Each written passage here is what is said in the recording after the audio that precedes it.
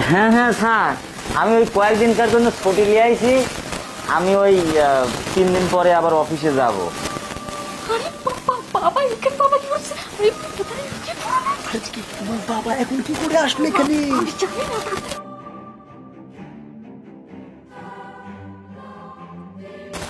আচ্ছা আচ্ছা স্যার, ঠিক আছে স্যার, তাহলে রাখি। শান্তা, শান্তা।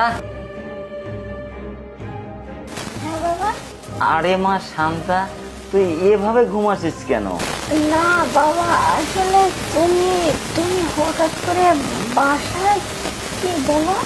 আরে মা, আমি অফিস থেকে 3 দিনকার ছুটি পেয়েছি। ছুটি পাওয়া মাত্র আমি চলে আসছি। আমি ভাবতেছি যে তোকে নিয়ে আমি একটু ঘুরতে যাব।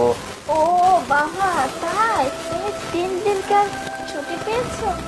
হ্যাঁ, খুব ভালো হয়েছে। হ্যাঁ মা, তোকে নিয়ে আমি অনেক দূর ঘুরতে যাব। আরে মা, ইনি কে? আরে বাবা, এ এ হচ্ছে আমার বান্ধবী।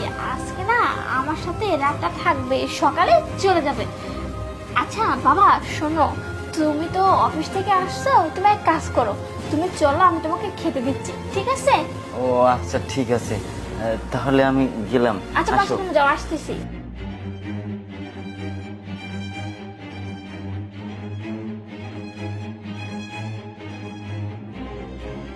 আরে মা, ওই যে তোর রুমে যে তোর বান্ধবী, সে কোথায় থেকে আসলো, কোন জায়গা থেকে আসলো, কিসের জন্য আসলো, কিছুই তো বোঝালি না আমাকে, আমাকে তো বুঝতেই দিলি না।